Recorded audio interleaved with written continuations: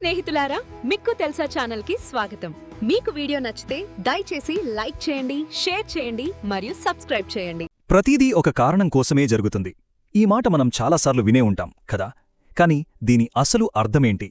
Okay, ఈరోజు మనం ఒక అద్భుతమైన కథతో, ఒక ముసలాయన అతని గుర్రం కథతో ఈ మాట వెనుకున్న లోతైన నిజాన్ని తెలుసుకుందాం. అసలీ కథ మొత్తం ఈ ఒక్క ప్రశ్న చుట్టూనే తిరుగుతుందన్నమాట.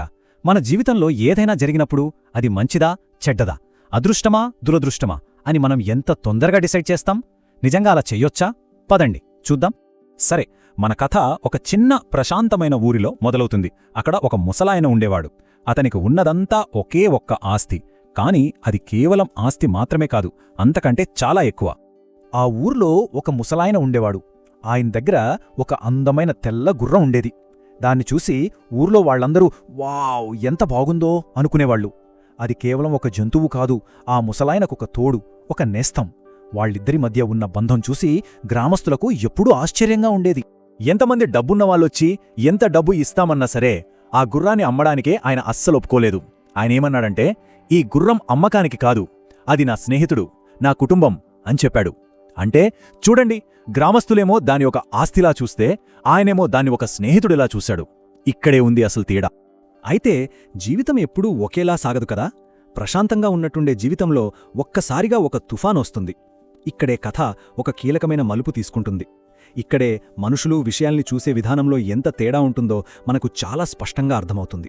ఒకరోజు ఉదయాన్నే ఆ గుర్రం కనిపించకుండా పోయింది. అంతే, ఆ ముసలాయన జీవితంలో అత్యంత విలువైనది ఒక్కసారిగా మాయమైపోయింది. ఈ వార్త ఊరంతా పాకిపోయింది. ఇక చూడండి, ఊరి జనం వెంటనే ఒక నిర్ణయానికొచ్చేశారు. వాళ్ళేమన్నారు? అయ్యో పాపం, ఎంత దురదృష్టం అని తీర్పిచ్చేశారు. కాని ఆ ముసలాయనేమన్నాడు?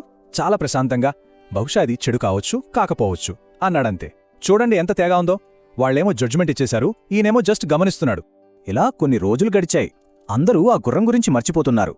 కాని అప్పుడు జరిగింది అసలు ఊహించని విషయం. ఆ గుర్రం తిరిగి వచ్చింది.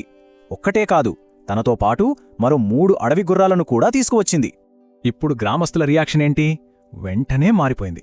వావ్, నువ్వు చాలా అదృష్టవంతుడివి అనడం మొదలుపెట్టారు. మరి మన ముసలాయనేమన్నాడు? మళ్ళీ అదే సమాధానం, బహుశా ఇది మంచి కావచ్చు, కాకపోవచ్చు. ఆయన వైఖరిలో ఏం మార్పు లేదు. మంచి జరిగినా చెడు జరిగినా ఆయన తొందరపడట్లే.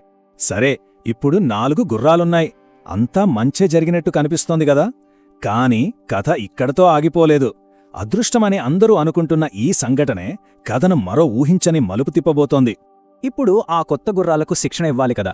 సో ఆ ముసలాయన ఒకగానొక కొడుకు ఆ పని మొదలుపెట్టాడు. కాని పాపం ఒక గుర్రం మీద నుంచి కిందపడి కాలు విరగ్గొట్టుకున్నాడు. ఇప్పుడు చూడ్డానికి ఇది ఖచ్చితంగా ఒక పెద్ద విషాదంలానే కనిపిస్తోంది.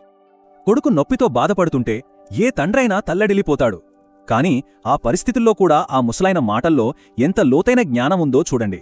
ఆయన ఏమన్నాడంటే, కొన్నిసార్లు మంచికి దారితీసే మార్గం నొప్పితో నిండి ఉంటుంది. మనం ఎప్పుడూ పూర్తి చిత్రాన్ని చూడలేము. అంటే ఇప్పటికీ ఆయన తొందరపడి ఒక నిర్ణయానికి రావట్లేదు. అసలిది నిజంగా ఒక విషాదమేనా? కొడుకు కాలు విరగడమనేది ఒక దురదృష్టకరమైన సంఘటనేనా?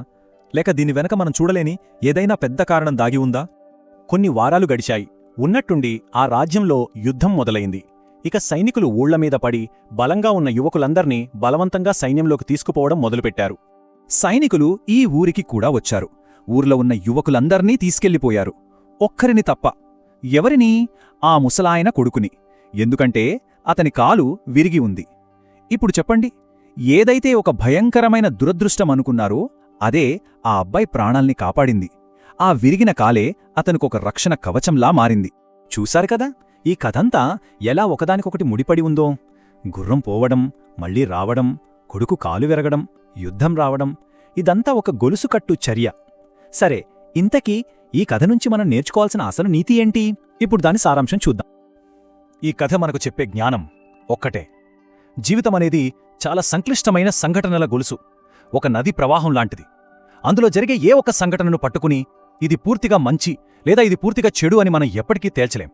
ఎందుకంటే ప్రతి సంఘటనకు రాబోయే మరో సంఘటనతో ఖచ్చితంగా ఏదో ఒక సంబంధం ఉంటుంది. మరి మనం ఏం చేయాలి? ఆ ముసలాయన మనకొక మార్గం చూపించాడు. 1, ప్రశాంతంగా ఉండాలి. 2, వెంటనే తీర్పులివ్వకూడదు. 3, ఏం జరుగుతుందో వేచి చూడాలి. 4, అన్నిటికంటే ముఖ్యంగా ఈ జీవిత ప్రయాణాన్ని నమ్మాలి. ఫైనల్గా ఈ కథ నుంచి మనం గుర్తుపెట్టుకోవాల్సిన ముఖ్యమైన విషయాలేంటంటే, 1, పరిస్థితుల్ని చూసి వెంటనే మంచి చెడు అని అంచనా వెయ్యొద్దు. 2 కొన్నిసార్లు ఆశీర్వాదాలు కూడా సమస్యల రూపంలోనే వస్తాయి. 3 ఈరోజు మనల్ని బాధపెట్టే విషయమే రేపు మనల్ని కాపాడొచ్చు. 4 జీవితమనేది మనం చూసే ఒక్క క్షణం కంటే చాలా చాలా పెద్ద. సరే, ఈ కథ విన్నాక ఒక్కసారి మన జీవితంలో జరిగిన సంఘటనలను వెనక్కి తిరిగి చూసుకుందామా? మనం ఎప్పుడైనా అయ్యో ఎంత దురదృష్టం అని బాధపడిన సంఘటన బహుశా మారువేషంలో మన దగ్గరికొచ్చిన ఒక వరమేమో. ఒక్కసారి ఆలోచించండి.